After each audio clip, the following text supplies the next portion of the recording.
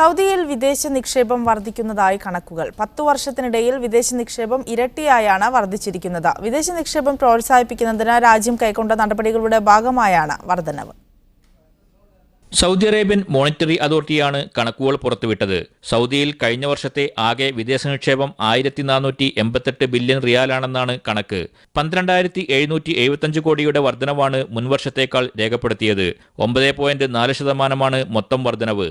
നേരിട്ടുള്ള നിക്ഷേപം, പോർട്ട്ഫോളിയോ നിക്ഷേപം, മറ്റു നിക്ഷേപങ്ങൾ എന്നിങ്ങനെ 3 വിഭാഗങ്ങളിലായാണ് വിദേശ നിക്ഷേപം രാജ്യത്തേക്ക് എത്തുന്നത്. പോർട്ട്ഫോളിയോ വിഭാഗത്തിലൂടെയാണ് ഏറ്റവും കൂടുതൽ വിദേശ നിക്ഷേപം എത്തുന്നത്.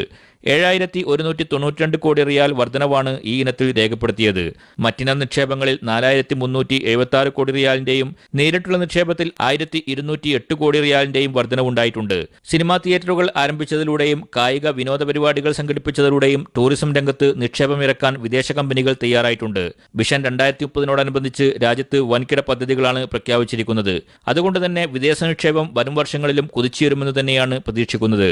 Sadiq Ali Thuvur, media 1, Jeddah. ഖത്തറിൽ ഏപ്രിൽ മാസം പെട്രോൾ ഡീസൽ വിലയിൽ വർധനവുണ്ടാകും. സൂപ്പർ പ്രീമിയം പെട്രോളിന് 25 ദിർഹമാണ് വർദ്ധിക്കുക. ഡീസൽ വിലയിൽ 10 ദിർഹത്തിന്റെയും വർധനയുണ്ടാകും. പ്രീമിയം ഗ്രേഡ് പെട്രോളിന് 1 രൂപ 80 റിയാലും സൂപ്പർ ഗ്രേഡ് പെട്രോളിന് 1.85 റിയാലുമായിരിക്കും വില. ഡീസൽ ലിറ്ററിന് 1.95 റിയാലുമാകും. ഏപ്രിലിൽ ഒമാനിലെ ഇന്ധനവിലയും വർദ്ധിക്കും. പെട്രോളിന്റെയും ഡീസലിന്റെയും വിലയിൽ വർധനവുണ്ട്. M91 പെട്രോൾ ലിറ്ററിന് 203 പൈസയും M95 പെട്രോളിന്റെ വില 214 പൈസയുമായും കൂടും. ഡീസൽ വില 245 പൈസയായും ഉയരും. യമനിലെ മനുഷ്യാവകാശങ്ങൾ സംരക്ഷിക്കാൻ തദ്ദേശീയ സർക്കാരിനു വേണ്ട സൗകര്യങ്ങൾ ഉറപ്പാക്കാൻ ശ്രമിക്കുകയാണ് വേണ്ടതെന്ന് അന്താരാഷ്ട്ര മനുഷ്യാവകാശ കൗൺസിലിനോട് UAE ആവശ്യപ്പെട്ടു. വിദഗ്ധരുടെ മേൽനോട്ടത്തിൽ തയ്യാറാക്കിയ യമൻ റിപ്പോർട്ട് അബദ്ധങ്ങൾ നിറഞ്ഞൊന്നാണെന്ന് അന്താരാഷ്ട്ര ഹ്യൂമൻ റൈറ്റ്സ് കമ്മീഷൻ മേധാവി മൈക്കിൾ ബഷ്ലറ്റിന് കൈമാറിയ കത്തിൽ UAE കുറ്റപ്പെടുത്തി. UAE വിദേശകാര്യ സഹമന്ത്രി ഡോക്ടർ അൻവർ ഗർഗാഷാണ് കത്ത് നൽകിയത്. പോയ വർഷം തന്നെ വിദഗ്ധ സമിതിയെ തുടരാൻ അനുവദിക്കരുതെന്ന് കമ്മീഷനോട് UAE ആവശ്യപ്പെട്ടിരുന്നു. റിപ്പോർട്ട് തയ്യാറാക്കാൻ സ്വീകരിച്ച മാനദണ്ഡങ്ങളും രീതിയും അന്താരാഷ്ട്ര ചട്ടങ്ങളുടെ സുപ്രധാന വ്യവസ്ഥകളുടെ കൂടി ലംഘനമാണെന്ന് കത്തിൽ UAE വിദേശകാര്യ സഹമന്ത്രി ചൂണ്ടിക്കാട്ടി. യമൻ സർക്കാർ സഹകരണത്തോടെ രൂപം കൊള്ളുന്ന മനുഷ്യാവകാശ സമിതിക്ക് മാത്രമേ തദ്ദേശീയ പ്രശ്നങ്ങളെ കൃത്യമായി ഉൾക്കൊള്ളാൻ സാധിക്കൂ എന്നും UAE വ്യക്തമാക്കി. 2004 നിയമാനുസൃതം തെരഞ്ഞെടുക്കപ്പെട്ട സർക്കാരിനെ ഹൂത്തികൾ അട്ടിമറിച്ചതാണ് യമൻ പ്രതിസന്ധിയുടെ യഥാർത്ഥ കാരണം. സർക്കാർ അഭ്യർത്ഥിച്ചതിനെ തുടർന്നാണ് സമാധാനം നിലനിർത്താൻ അറബ് സഖ്യസേന രംഗത്ത് വന്നതെന്നും കത്തിൽ ഡോക്ടർ അൻവർ ഗർഗാഷ് കൂട്ടിച്ചേർത്തു. Media 1, Dubai. സൗദിയിൽ സ്വദേശികളുടെ തൊഴിലില്ലായ്മ നിരക്ക് കുറയുന്നതായി റിപ്പോർട്ട്. 2018 4ാം പാദത്തിലെ കണക്കുകൾ പ്രകാരം തൊഴിലില്ലായ്മ നിരക്ക് 12.7% കുറഞ്ഞു. സൗദിയിൽ ആകെ 12.5 ദശലക്ഷം തൊഴിലാളികൾ ജോലി ചെയ്യുന്നുണ്ടെന്നാണ് കണക്ക്. സൗദി ജനറൽ അതോറിറ്റി ഫോർ സ്റ്റാറ്റിസ്റ്റിക്സിന്റെ കണക്കുകളാണിത്. സ്വദേശികളുടെ തൊഴിലില്ലായ്മ നിരക്ക് 12.7%-ആയാണ് കുറഞ്ഞത്. എന്നാൽ രാജ്യത്തെ വിദേശികളടക്കമുള്ളവരുടെ മൊത്തം തൊഴിലില്ലായ്മ നിരക്ക് 6%-ആയി മാറ്റമില്ലാതെ തുടരുകയാണ്. പുരുഷന്മാരിൽ 2.9%-വും സ്ത്രീകളിൽ 22.6%-വുമാണ് തൊഴിൽ രഹിതർ. രാജ്യത്താകെ 12.5 ദശലക്ഷം വ്യക്തികൾ ജോലി ചെയ്യുന്നുണ്ടെന്നാണ് കണക്ക്. ഇതിൽ 17% സ്ത്രീകളാണ്. സൗദിയിൽ 9.5 ദശലക്ഷം വിദേശികളാണ് ജോലി ചെയ്യുന്നത്. ഇത് ആകെ തൊഴിലാളികളുടെ 75%-ആണ്. അതായത് രാജ്യത്തെ മൊത്തം തൊഴിലാളികളുടെ 25% മാത്രമാണ് സ്വദേശി തൊഴിലാളികൾ.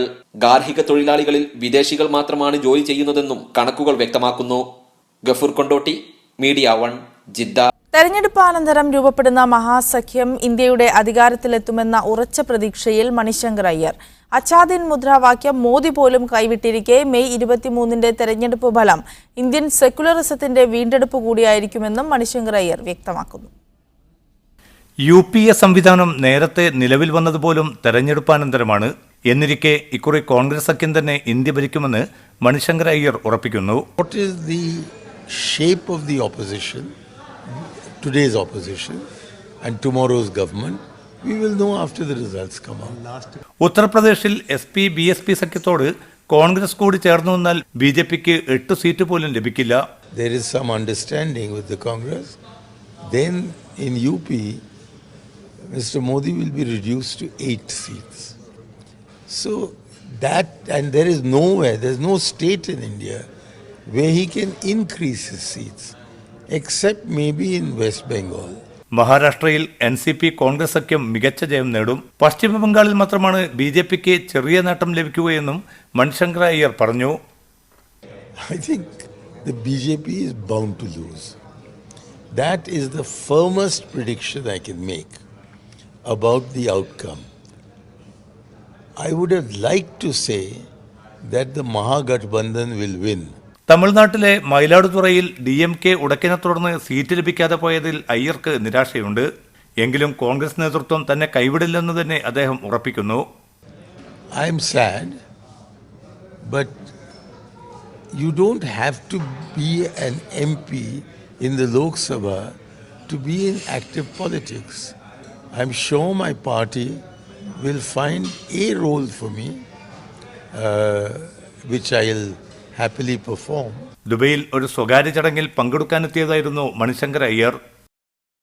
പാർട്ടി നേതൃത്വം ഏതെങ്കിലും ഒരു ചുമതല തനിക്കായി നീക്കിവെക്കും എന്നൊരു പ്രതീക്ഷയിൽ തന്നെയാണ് മണിശങ്കർ അയ്യർ ഇപ്പോൾ ഇവിടെ ദുബൈയിലുള്ളത്. ക്യാമറ പേഴ്സൺ മൊയിനുദ്ദീനോടൊപ്പം MC നാസർ, മീഡിയ 1, ദുബൈ. ഷാർജയിലെ മണി എക്സ്ചേഞ്ച് കൊള്ളയടിച്ച 5 അംഗ സംഘം അറസ്റ്റിലായി. ധനകാര്യ സ്ഥാപനത്തിൽ നിന്ന് ഇവർ തട്ടിയെടുത്ത 23 ലക്ഷം ദിർഹം പോലീസ് കണ്ടെടുത്തു. പിടിയിലായ മുഴുവൻ പേരും നൈജീരിയ സ്വദേശികളാണ്. ഈ മാസം 20-ന് അർദ്ധരാത്രിയാണ് ഷാർജ അൽത്തുവൈനിലെ അൽ അൻസാരി എക്സ്ചേഞ്ച് സംഘം കൊള്ളയടിച്ചത്. മണി എക്സ്ചേഞ്ചിലേക്ക് ഇരച്ചുകയറി ഭീകരാന്തരീക്ഷം സൃഷ്ടിച്ച സംഘം വിദേശ കറൻസികളുമായി രക്ഷപ്പെടുകയായിരുന്നു. ധനകാര്യ സ്ഥാപനത്തിലെ CCTV ദൃശ്യങ്ങളും ഇവർ രക്ഷപ്പെടാൻ ഉപയോഗിച്ച കാറിന്റെ വിവരങ്ങളുമാണ് പ്രതികളെ പിടികൂടാൻ സഹായകരമായതെന്ന് ഷാർജ പോലീസ് പറഞ്ഞു. ഫേസ്ബുക്ക് അക്കൗണ്ടിലൂടെ മാത്രം ആശയവിനിമയം നടത്തിയിരുന്ന പ്രതികൾ വിവിധ എമിറേറ്റുകളിൽ ഒളിവിൽ കഴിയുകയായിരുന്നു. Sharjah, Ajman, Ras al Khaimah, Abu Dhabi എന്നിവിടങ്ങളിൽ നിന്നാണ് ഇവർ പിടിയിലാകുന്നത്. സംഘത്തിലെ 2 പേർ കൃത്യത്തിന് തൊട്ടുമുമ്പ് സന്ദർശക വിസയിൽ UAE-യിലെത്തിയവരാണ്. പ്രതികൾ മുഴുവൻ പേരും 30-ൽ താഴെ മാത്രം പ്രായമുള്ള യുവാക്കളാണെന്ന് പോലീസ് പറഞ്ഞു. ഇവരുടെ ആക്രമണത്തിൽ 2 എക്സ്ചേഞ്ച് ജീവനക്കാർക്ക് പരിക്കേറ്റിരുന്നു. Media 1, Sharjah. സ്വകാര്യ മേഖലയിലെ തൊഴിലാളികൾക്കായുള്ള നിർബന്ധിത മെഡിക്കൽ ഇൻഷുറൻസ് പദ്ധതിയുടെ മാനദണ്ഡങ്ങൾ ഒമാൻ ക്യാപിറ്റൽ മാർക്കറ്റ് അതോറിറ്റി പ്രസിദ്ധീകരിച്ചു. വിദേശികളടക്കം സ്വകാര്യ മേഖലയിലെ 2 ദശലക്ഷത്തോളം തൊഴിലാളികൾക്ക് ഒപ്പം ഒമാനിലെത്തുന്ന സന്ദർശകർക്കുമാണ് പദ്ധതി നടപ്പിലാക്കുന്നത്.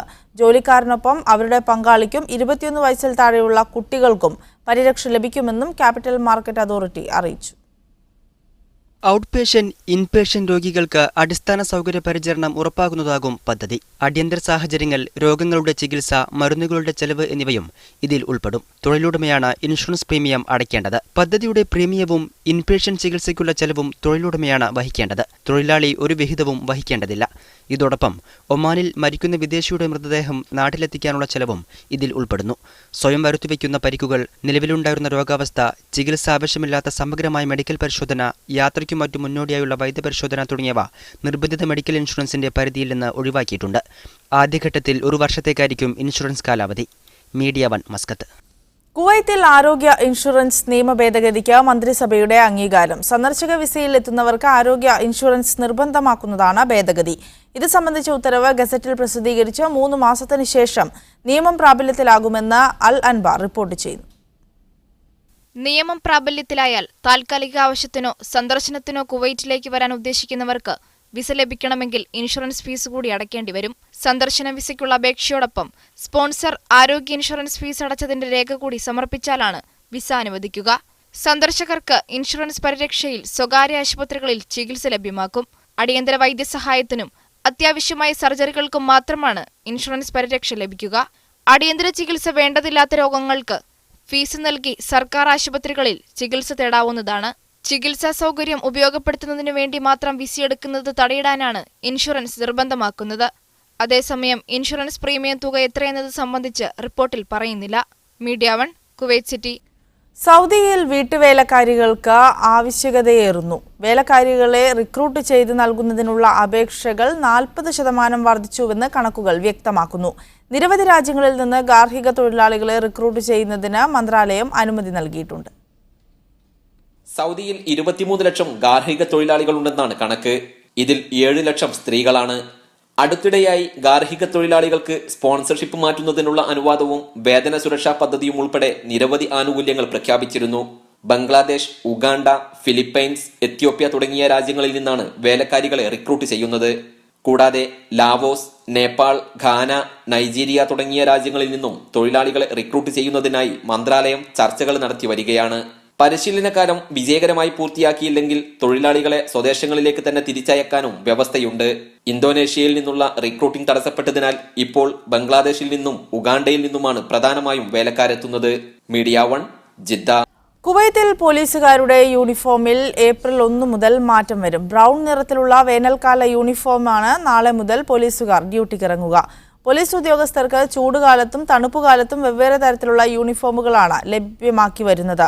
സ്വദേശികളും വിദേശികളും ഉൾപ്പെടെ രാജ്യനിവാസികൾക്ക് പോലീസ് ഉദ്യോഗസ്ഥരെ തിരിച്ചറിയാൻ വേണ്ടിയാണ് യൂണിഫോം മാറ്റം അറിയിക്കുന്നതെന്ന് ആഭ്യന്തര മന്ത്രാലയത്തിലെ പബ്ലിക് റിലേഷൻ ഡിപ്പാർട്ട്മെന്റ് വ്യക്തമാക്കി. കുവൈത്തിൽ നിന്ന് കണ്ണൂരിലേക്കുള്ള എയർ ഇന്ത്യ എക്സ്പ്രസ് സർവീസ് നാളെ ആരംഭിക്കും. കുവൈത്തിൽ നിന്ന് കണ്ണൂരിലേക്ക് നേരിട്ടും മടക്കം ബഹ്റൈൻ വഴിയുമാണ്. തിങ്കൾ, ശനി ദിവസങ്ങളിലായി ആഴ്ചയിൽ 2 സർവീസുകളാണ് ഷെഡ്യൂൾ ചെയ്തിട്ടുള്ളത്. കുവൈത്തിൽ നിന്ന് ഉച്ചക്ക് 12:10 പുറപ്പെടുന്ന വിമാനം രാത്രി 7:10 കണ്ണൂരിലെത്തിച്ചേരും. കണ്ണൂരിൽ നിന്ന് രാവിലെ 7:10 പുറപ്പെട്ട് 9:10 ബഹ്റൈനിലെത്തുകയും ബഹ്റൈനിൽ നിന്ന് 10:10 പുറപ്പെട്ട് 11:10 കുവൈത്തിലെത്തുകയും ചെയ്യും. ആദ്യ ഷെഡ്യൂൾ പ്രകാരം ഒക്ടോബർ 26 വരെയാണ് കണ്ണൂർ കുവൈത്ത് സർവീസ് ഉള്ളത്. കുവൈത്തിൽ നിന്ന് കണ്ണൂരിലേക്ക് 34 ദിനാർ മുതലും മടക്കയാത്രയുൾപ്പെടെ 74 ദിനാർ മുതലുമാണ് ടിക്കറ്റ് നിരക്ക്. 30 കിലോയാണ് ബാഗേജ് അനുവദിക്കുക. എയർ ഇന്ത്യ എക്സ്പ്രസ് കണ്ണൂരിലേക്ക് നേരിട്ടുള്ള സർവീസ് ആരംഭിക്കുന്നത് മലബാർ മേഖലയിൽ നിന്നുള്ള പ്രവാസികൾക്ക് ഏറെ പ്രയോജനപ്പെടും. മറ്റൊരു ഇന്ത്യൻ ബജറ്റ് വിമാന കമ്പനിയായ ഇൻഡിഗോ മാർച്ച് 15 മുതൽ ആഴ്ചയിൽ 6 ദിവസം കണ്ണൂരിൽ നിന്ന് കുവൈത്തിലേക്കും തിരിച്ചും നേരിട്ടുള്ള സർവീസ് നടത്തുന്നുണ്ട്. Media 1, Kuwait city. കുവൈത്തിൽ പാസ്പോർട്ട് ഓഫീസുകളോടനുബന്ധിച്ചുള്ള ടൈപ്പിംഗ് സേവനം നിർത്തിവെച്ചതായി ആഭ്യന്തര മന്ത്രാലയം അറിയിച്ചു. ടൈപ്പിംഗ് സേവനം നൽകുന്ന കമ്പനിയുമായുള്ള കരാർ അവസാനിച്ചതിനെ തുടർന്നാണ് നടപടി. ടൈപ്പിംഗിന് പുറമെ തർജിമ, ഫോട്ടോ കോപ്പി സർവീസുകളും നിർത്തിയിട്ടുണ്ട്. പാസ്പോർട്ട് ഓഫീസുകളിൽ എത്തുന്നവർ ഇക്കാര്യം ശ്രദ്ധിക്കണമെന്നും ബുദ്ധിമുട്ടുകൾ ഒഴിവാക്കാൻ അപേക്ഷകൾ പുറത്തുനിന്ന് ടൈപ്പ് ചെയ്തു വരണമെന്നും മന്ത്രാലയം നിർദ്ദേശിച്ചു. ആഭ്യന്തര മന്ത്രാലയത്തിന്റെ കീഴിലുള്ള സേവന കേന്ദ്രങ്ങളിലും പാസ്പോർട്ട് ഓഫീസുകളിലും പ്രവർത്തിച്ചിരുന്ന ടൈപ്പിംഗ്, ഫോട്ടോ കോപ്പി, ട്രാൻസ്ലേഷൻ സെന്ററുകളാണ് പ്രവർത്തനം നിർത്തിയത്. ടൈപ്പിംഗ് സേവനങ്ങൾക്കായി മന്ത്രാലയം ചുമതലപ്പെടുത്തിയിരുന്ന സ്വകാര്യ ഏജൻസിയുമായുള്ള കരാർ അവസാനിച്ചതിനെ തുടർന്നാണ് സേവനങ്ങൾ നിർത്തിയത്. ഓഡിറ്റ് ബ്യൂറോയുടെ അനുമതി ലഭിക്കാത്തതിനാലാണ് കരാർ പുതുക്കാത്തതെന്നാണ് സൂചന.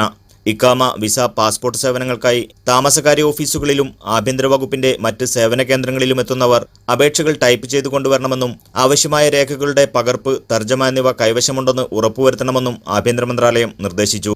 അനുമതി ലഭിച്ചാലുടൻ കരാർ പുതുക്കുന്നതിനുള്ള നടപടികൾ ആരംഭിക്കുമെന്നും സേവനം പുനരാരംഭിക്കുമെന്നും അധികൃതർ വ്യക്തമാക്കി. Media 1, Kuwait city. സൗദി കിഴക്കൻ പ്രവിശ്യ ഫെസ്റ്റിന് വർണ്ണാഭമായ സമാപനം. രാജ്യത്ത് ആദ്യമായി സംഘടിപ്പിച്ച ഏറ്റവും വിപുലമായ ഉത്സവ മാമാങ്കത്തിനാണ് ഇതോടെ തിരശ്ശീല വീണത്. ലക്ഷക്കണക്കിന് സന്ദർശകരാണ് 17 ദിവസങ്ങളിലായി നടന്ന മേളയിൽ എത്തിയത്.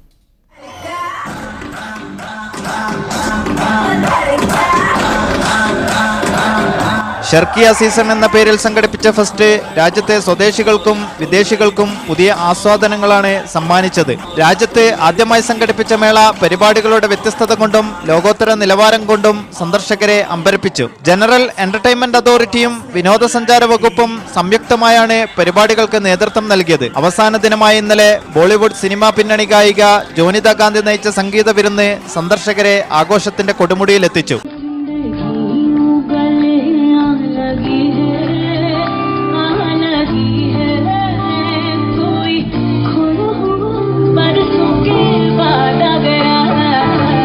രാജ്യത്തേക്ക് വിദേശ വിനോദസഞ്ചാരികളെ ആകർഷിക്കുന്നതിനും അതുവഴി നിക്ഷേപം വർദ്ധിപ്പിക്കുന്നതിനും ലക്ഷ്യമിട്ടാണ് മേള സംഘടിപ്പിച്ചത്. കിഴക്കൻ പ്രവിശ്യയിൽ വൻ വിജയമായി മാറിയ മേള വരും ദിനങ്ങളിൽ മറ്റു പ്രവിശ്യകളിൽ കൂടി സംഘടിപ്പിക്കാനാണ് പദ്ധതി. Naushad റിക്കൂർ, media 1, Dammam. ദമ്മാം പ്രവാസി സാംസ്കാരിക വേദി, മലപ്പുറം, പാലക്കാട് ജില്ലാ കമ്മിറ്റികൾ സംയുക്തമായി തെരഞ്ഞെടുപ്പ് കൺവെൻഷൻ സംഘടിപ്പിച്ചു. സംഘ് പരിവാറിന്റെ ഭരണത്തിൽ നിന്ന് താഴെ ഇറക്കാൻ കോൺഗ്രസ് മുന്നണിയെ വിജയിപ്പിക്കാൻ കൺവെൻഷൻ ആഹ്വാനം ചെയ്തു. ഷബീർ ചാത്തമംഗലം, MK ഷാജഹാൻ, ബിജു പൂതക്കുളം എന്നിവർ സംസാരിച്ചു. അമീറുദ്ദീൻ അധ്യക്ഷത വഹിച്ചു. ഖത്തർ ഇന്ത്യ സാംസ്കാരികാചരണത്തിന്റെ ഭാഗമായി റക്സ് മീഡിയ കളക്റ്റീവ് സംഘടിപ്പിക്കുന്ന കലാപ്രദർശനം ശ്രദ്ധേയമാകുന്നു. സ്റ്റിൽ മോർ വേൾഡ് എന്ന തലക്കെട്ടിലുള്ള പ്രദർശനത്തിൽ വിവിധ ഇൻസ്റ്റലേഷനുകളും പെയിന്റിങ്ങുകളുമാണ് ഉൾക്കൊള്ളിച്ചിട്ടുള്ളത്. കണ്ടതിനും അപ്പുറത്തുള്ളവയിലേക്ക് കണ്ണെത്തിക്കാനുള്ള ശ്രമമാണ് സ്റ്റിൽ മോർ വേൾഡ് എന്ന തലക്കെട്ടിലുള്ള പ്രദർശനം മുന്നോട്ട് വയ്ക്കുന്നത്. മുകളിൽ നിന്നും താഴേക്ക് തൂക്കിയിട്ട ഈ കാർപ്പറ്റുകളിൽ ഖത്തറിന്റെ വർത്തമാനവും ഭാവിയിലേക്കുള്ള പ്രതീക്ഷകളുമുണ്ട്. ഖത്തർ ഫൗണ്ടേഷന് കീഴിലുള്ള എഡ്യൂക്കേഷൻ സിറ്റി സെന്ററിലെ Mathaf Arabic museum of modern ആർട്ടിലാണ് ഡൽഹി ആസ്ഥാനമായ റക്സ് മീഡിയ കളക്റ്റീവിന്റെ കലാസൃഷ്ടികളുടെ പ്രദർശനം നടക്കുന്നത്. Behind me you see a room full of carpets, which is a special commission for this show, and it will stay here in Qatar. This work is called Two People, and it sort of expresses the role of Qatar as a world city where people from all over the world are beginning to gather, about all their journeys and the way in which the gathering of people produces new realities. വ്യത്യസ്തങ്ങളായ 13 കലാസൃഷ്ടികളും video ഇൻസ്റ്റലേഷൻസുമാണ് പ്രദർശനത്തിൽ ഉൾക്കൊള്ളിച്ചിട്ടുള്ളത്. Qatar India സാംസ്കാരിക വർഷാഘോഷത്തിന്റെ ഭാഗമായാണ് പ്രദർശനം സംഘടിപ്പിച്ചിരിക്കുന്നത്. MF ഹുസൈൻ്റെ വിഖ്യാത ചിത്രങ്ങളുടെ പ്രദർശനവും ഇതോടൊപ്പം നടക്കുന്നുണ്ട്. മാർച്ച് 21 തുടങ്ങിയ പ്രദർശനം ജൂലൈ 31 വരെ നീണ്ടു നിൽക്കും. Media 1 Doha. അജ്മാനിലെ എമിറേറ്റ്സ് സിറ്റിയിൽ താമസിക്കുന്ന മലയാളികളുടെ കൂട്ടായ്മ ഈസി ഫെസ്റ്റ് എന്ന പേരിൽ കുടുംബസംഗമം ഒരുക്കി. 50ഓളം കുടുംബങ്ങൾ ആഘോഷത്തിലും മത്സരത്തിലും പങ്കെടുത്തു.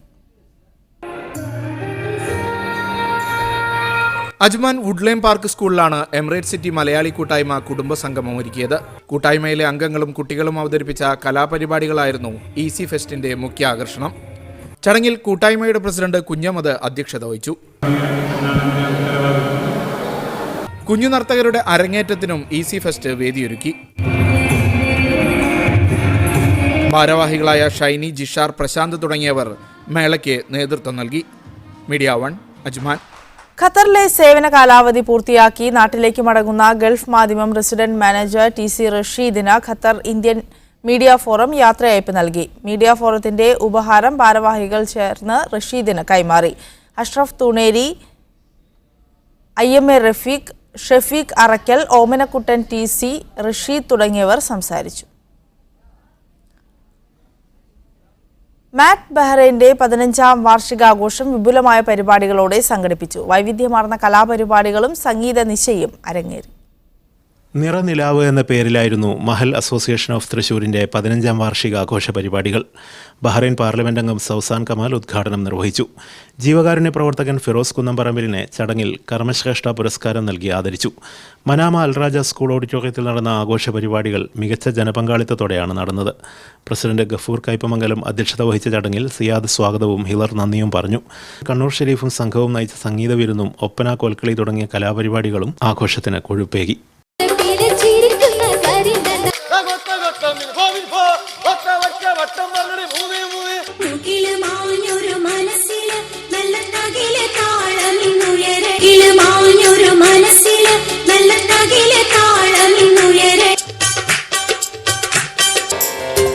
ആയിരം കാതമകലയാണെങ്കിലും മായാതെ മനസ്സിൽ നിൽപ്പൂ. Siraj Pallikkara, media 1 Bahrain. Dammam Thalassery Mahe കൂട്ടായ്മ വാർഷികം സംഘടിപ്പിക്കുന്നു. വാർഷികത്തിന്റെ ഭാഗമായി ക്രിക്കറ്റ് ടൂർണമെന്റും ഭക്ഷ്യമേളയും സംഘടിപ്പിക്കുമെന്ന് ഭാരവാഹികൾ അറിയിച്ചു. 4ാമത് എഡിഷൻ T10 ക്രിക്കറ്റ് ടൂർണമെന്റാണ് സംഘടിപ്പിക്കുക. വാർഷികത്തിന്റെ ഭാഗമായി കുട്ടികൾക്കും മുതിർന്നവർക്കുമുള്ള വിവിധ മത്സര പരിപാടികളും സംഘടിപ്പിക്കും. ക്രിക്കറ്റ് ടൂർണമെന്റ് ഏപ്രിൽ 18-19 തീയതികളിൽ ദമാം സബ്സ ക്രിക്കറ്റ് ഗ്രൗണ്ടിൽ വെച്ചിട്ട് നടക്കുകയാണ്.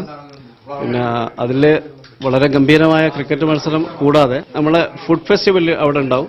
തലശ്ശേരിയുടെ തനതായ രുചിയൂറുന്ന വിഭവങ്ങൾ അത് കൂടാതെ കുട്ടികളുടെ ഒപ്പന, ഡാൻസ് അങ്ങനെയുള്ള പല കലാപരിപാടികളും നമ്മളവിടെ ഒരുക്കിയിട്ടുണ്ട്. ചിത്രപ്രദർശനം, കരകൗശല വസ്തുക്കളുടെ പ്രദർശനവും വിൽപ്പനയും തുടങ്ങിയവയും വാർഷികത്തോടനുബന്ധിച്ച് സംഘടിപ്പിച്ചിട്ടുണ്ട്.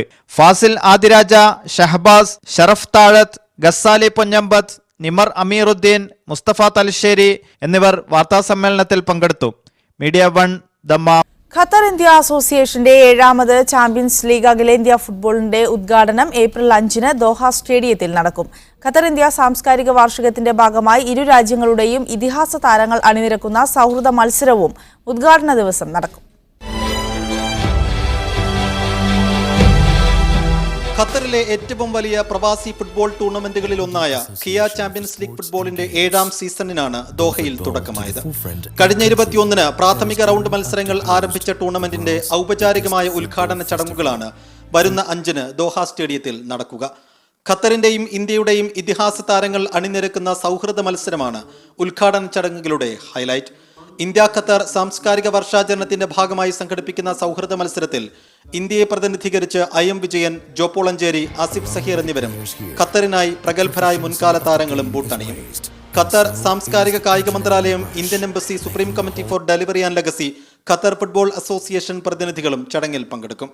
വിവിധ കലാ സാംസ്കാരിക പരിപാടികളും ഉദ്ഘാടനത്തിന്റെ ഭാഗമായി അരങ്ങേറും. മെയ് 3-ന് അൽ അറബി സ്റ്റേഡിയത്തിലാണ് ടൂർണമെന്റിന്റെ ഫൈനൽ നടക്കുക. കിയ president EP Abdurahman, general secretary Safeer Ahmed, Shanib, Jenny Antony, Naveed Abdulla, Hari Subrahmani, MS Bukhari, Zakir Hussain, Jafar Khan തുടങ്ങിയവർ വാർത്താ സമ്മേളനത്തിൽ പങ്കെടുത്തു. Media 1 Doha. ദമാം തെക്കേപ്പുറം കൂട്ടായ്മ സംഘടിപ്പിക്കുന്ന ഫുട്ബോൾ ടൂർണമെന്റിന് തുടക്കമായി. 35ാമത് വാർഷികത്തിന്റെ ഭാഗമായാണ് ടൂർണമെന്റ് സംഘടിപ്പിച്ചത്. കുട്ടികളും മുതിർന്നവരും അണിനിരന്ന വർണ്ണാഭമായ മാർച്ച് പാസ്റ്റും സംഘടിച്ചു. കുട്ടികൾക്കുള്ള ഫുട്ബോൾ മത്സരങ്ങളും വാർഷികത്തിന്റെ ഭാഗമായി സംഘടിപ്പിച്ചിട്ടുണ്ടായിരുന്നു. സമീർ CT, മിഷാൽ മുഹമ്മദ് അലി, സർഫറാസ്, ബർജീസ് എന്നിവർ നേതൃത്വം നൽകി. ഗൾഫ് മാധ്യമം ബഹ്റൈനിൽ ഏപ്രിൽ 12-ന് സംഘടിപ്പിക്കുന്ന ഹാർമോണിയസ് കേരളയുടെ മുന്നോടിയായി ചിത്രരചനാ മത്സരം സംഘടിപ്പിച്ചു. മത്സരത്തിൽ 100 കണക്കിന് കുട്ടികളാണ് പങ്കെടുത്തത്. 5 മുതൽ 17 വയസ്സ് വരെയുള്ളവരാണ് വരകളും വർണ്ണങ്ങളും കൊണ്ട് വിസ്മയം തീർത്തത്. ദാനാമളിലെ ലുലു ഹൈപ്പർ മാർക്കറ്റിൽ kids, junior, sub junior, senior വിഭാഗങ്ങളിലായി തരംതിരിച്ച മത്സരങ്ങളിൽ കുട്ടികൾ ഭാവനകൾക്ക് നിറം പകർന്നു. കളറിംഗ്, ഡ്രോയിങ് മത്സരങ്ങൾ വിദ്യാർത്ഥികൾക്ക് ആസ്വാദ്യകരമായി. ഫ്രണ്ട്സിനോട് വന്നപ്പോൾ ഭയങ്കര രസമുണ്ടായിരുന്നു.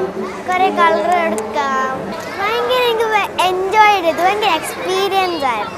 വനിതകളടക്കമുള്ള വളണ്ടിയർമാരും ലുലു ഹൈപ്പർ മാർക്കറ്റ് ജീവനക്കാരും പരിപാടി വിജയകരമാക്കാൻ പ്രവർത്തന നിരതരായിരുന്നു. ഹാർമോണിയസ് കേരള എന്ന ആശയത്തിന് ഐക്യദാർഢ്യം പ്രകടിപ്പിച്ച് തയ്യാറാക്കിയ സൈൻ ക്യാൻവാസിൽ സമൂഹത്തിന്റെ വിവിധ തുറകളിൽ നിന്നുള്ളവർ ഒപ്പുവെച്ചു. Gulf Madhyamam Bahrain executive committee chairman Jamal Iringal ഉദ്ഘാടനം നിർവഹിച്ചു. Lulu general manager Nizam, Gulf Madhyamam resident manager Abdul Jaleel, bureau in charge Shameer Muhammad എന്നിവർ സംസാരിച്ചു.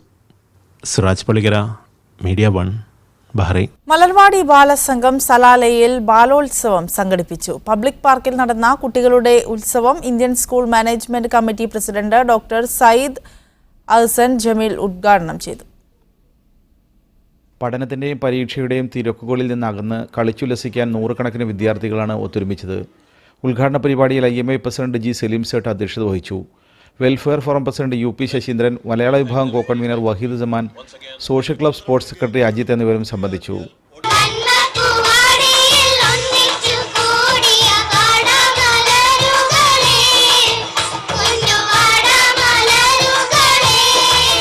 നാല് വിഭാഗങ്ങളിലായാണ് മത്സരങ്ങൾ നടന്നത്. സീനിയർ വിഭാഗത്തിൽ മനു കൃഷ്ണ, ഫർഹ ഫാത്തിമ, റിയ ഖാൻ എന്നിവർ വിജയികളായി. ജൂനിയർ വിഭാഗത്തിൽ Afnan AP, Muhammad Dilshan, Amanda C Antony എന്നിവരും, സബ് ജൂനിയറിൽ നിഹാന, വാസിൽ അഷ്റഫ്, മുഹമ്മദ് റിഹാനും വിജയിച്ചു. കിഡ്സിൽ നിയതി നമ്പ്യാർ, ലെന മറിയം, മുഹമ്മദ് ഷാസിൽ എന്നിവരാണ് ആദ്യ സ്ഥാനങ്ങളിലെത്തിയത്. വിജയികൾക്ക് IC chairman Manpreet Singh, Alakmar trading manager Allameen, convenor K Shoukath Ali master, Musab Jamal, Ummul Wahida, engineer Parvesh, Saleel Babu എന്നിവർ സമ്മാനങ്ങൾ വിതരണം ചെയ്തു. Media 1 Salalah.